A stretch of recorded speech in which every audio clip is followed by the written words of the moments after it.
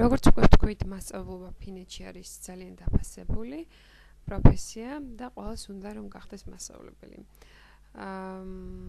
უნივერსიტეტები აპლიკანტებიდან, რომლებიც განაცხადს აკეთებენ, იღებენ მხოლოდ 10%-ს.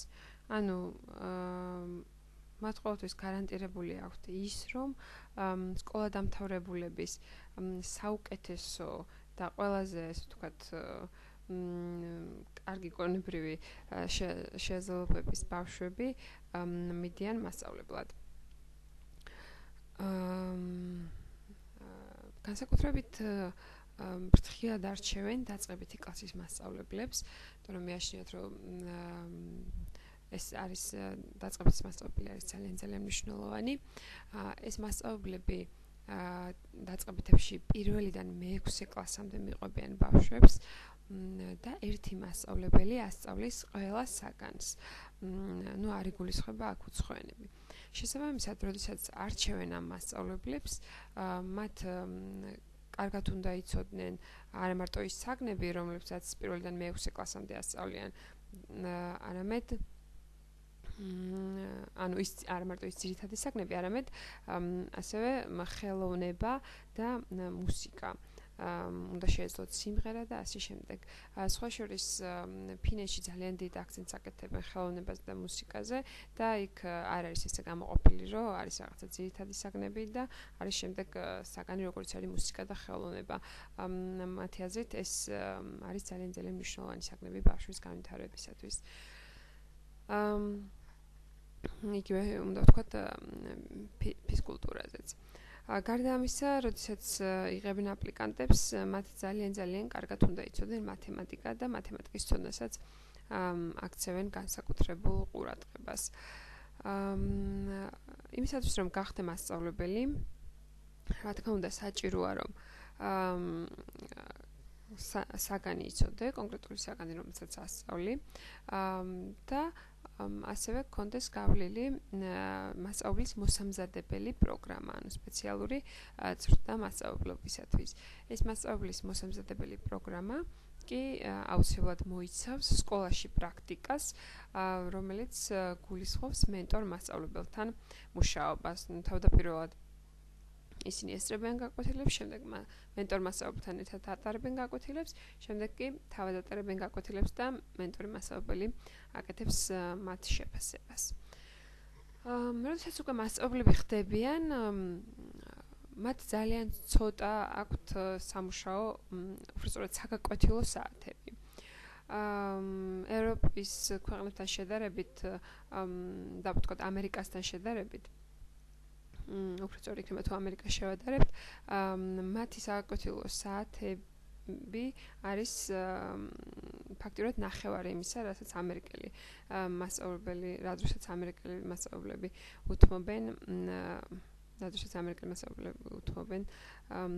ბავშვებს და გაკვეთილებს.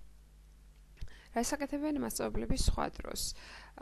სხვა დროს ისინი თანამშრომლობენ ერთმანეთთან, უზიარებენ გამოცდილებას, ასევე მუშაობენ პროექტებზე და სკოლის განვითარების და გაუმჯობესების გეგმებს სახავენ. ანუ სახელმწიფოს სკოლისა და მასწავლებლის მიმართ ძალიან დიდი ნდობა აქვს გამოცხადებული. მასწავლებლები თავად არჩევენ მასალებს, რითი უნდა ასწავლონ. არსებობს ეროვნული ჩარჩო, ანუ ქვეყნის მასშტაბით არის კურიკულუმის ძირითადი ჩარჩო, მაგრამ შემდეგ ყველა სკოლა თვითონ აკეთებს საკუთარ კურიკულუმს და იმის მიხედვით ასწავლის. მასწავლებლები და დირექტორები თავად გეკმავენ, როგორ უნდა განვითარდნენ და ასე ვთქვათ, ამ კუთხით დიდი ავტონომია გააჩნიათ. საინტერესოა ერთი ფაქტი, რომ ჩაატარეს ფინეთში კვლევა და მასწავლებლებს კითხეს ესეთი რა უნდა მოხდეს ისეთი, რომ თქვენ მასწავლებლის პროფესია დატოვოთ. ეს კითხვა არის მნიშვნელოვანი, იმიტომ რომ ფინეთში სხვა ქვეყნებისგან განსხვავებით, თუ კი ერთხელ დაიწყებ მასწავლებლობას, თუ კი თქვათ გაგიმართლებს და მოხვდები მასწავლებლად, მერე აღარ ანებებ მასწავლებლობას თავს. მაშინ როცა სხვა ქვეყნებში პირველ რამდენიმე წელს მასწავლებლები ტოვებენ ამ პროფესიას. და ესე თქვა და როდესაც ეს კვლევა ჩატარდა და მასწავლებლებს კითხეს რა აიძულებდათ მათ პროფესიის დატოვებას, ძირითადად იყო ესეთი პასუხები, რომ თუ კი მათ ავტონომიას წაართმევდნენ, თუ კი სკოლაში შემოვიდნენ ინსპექტორები, რაშორს ეს ინსპექტორი ევროპის სხვა ქვეყანაში გავრცელებულია, ისინი დადიან გაკვეთილებს ესწრებიან, და ასევე თუ კი ჩაუტარებენ მასწავლებლებს ტესტირებებს ხშირად და მოსწავლეების ტესტების შედეგების მიხედვით განსჯიან მასწავლებლის ეფექტურობა არა ეფექტურობას, ყოველივე ეს მათ აიძულებთ რომ დატოვონ ეს პროფესია, ანუ მარტივად რომ ვთქვათ, მათი ავტონომიის წართმევა, მათი შეზღუდვა აიძულებთ მათ რომ დატოვონ ეს პროფესია. საინტერესოა ის ფაქტიც, რამდენად მასწავლებლების ესეთ ინტერესს, რომ დარჩენ პროფესიაში, განსაზღვრავს მათი ხელფასი. უნდა ითქვას ის, რომ ევროპის ქვეყნებთან შედარებით მათი ხელფასი ნამდვილად არ არის ვთქვათ ძალიან მაღალი, შეიძლება ითქვას, რომ საშუალო დონეზეა მათი ხელფასი. ევროპის სხვა ქვეყანაში გაცილებით მაღალი ხელფასი აქვთ ვიდრე ფინეთში.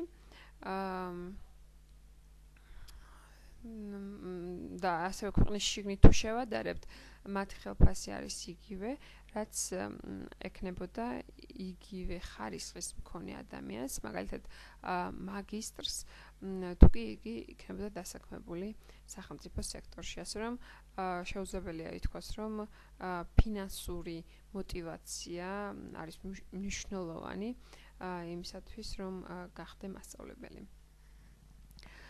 კიდევ ერთი საინტერესო ფაქტორი, იმის გამო რომ მასწავლებლებს აქვთ ძალიან მაღალი დონის მომზადება და იმის გამო რომ სკოლა დამთავრებულების საუკეთესო ნაწილი მიდის მასწავლებლად, სხვა სექტორებში, განსაკუთრებით ბიზნეს სექტორში, ხშირად ცდილობენ რომ გადაიბირონ მასწავლებლები და იქ დაასაქმონ. ანუ თუ უცებ მასწავლებელი გადაწყვეტს რომ მას აღარ უნდა მასწავლებლობა, ის შეიძლება ძალიან წარმატებულადაც დასაქმდეს. სხვათა შორის იგივე გვითხრეს ჩვენ, როდესაც განათლების სისტემას ვსწავლობდით ესტონეთში, მათ გვითხრეს, რომ იმდანაც კარგად ამზადებენ უკვე ესტონეთში მასწავლებლებს, იმდანაც კარგად იციან მათ ადამიანს და ბავშვის ფსიქოლოგია, მათი განვითარება ასე შემდეგ და იმდანაც კარგად არიან გასწავლილი სხვა საგნებში, რომ განსაკუთრებით ბანკები არიან დაინტერესებული და ისინი ფაქტიურად ნადირობენ იმაზე, რომ ჩვენი კადრები წაგვართვანო, მაგრამ ესტონეთში როგორც ჩანს უფრო წარმატებულები არიან ვიდრე ფინეთში და ამბობდნენ, რომ ესე ვთქვათ, ბევრი ჩვენი მომზადებული მასწავლებელი გადაიბირეს და წაიყვანეს ბანკებმა თანამშრომლებად. უნდა აღნიშნოს ასევე ისიც, რომ კლასები ფინეთში არის შედარებით პატარა, დაახლოებით 20-25 ბავშვი, მაგრამ თუ კი არის კლასი უფრო დიდი, მაშინ ამ კლასში არის ასწავლის 2 მასწავლებელი. თუმცა ახლა ზოგიერთ შემთხვევაში ისიც ხდება, რომ არ არის აუცილებელი ძალიან დიდი იყოს კლასი და მაინც 2 მასწავლებელი ასწავლიდეს. ამას შეიძლება განსაზღვრავდეს ის, თუ რამდენი სპეციალური საჭიროების ბავშვი არის ამ კლასში. ზოგადად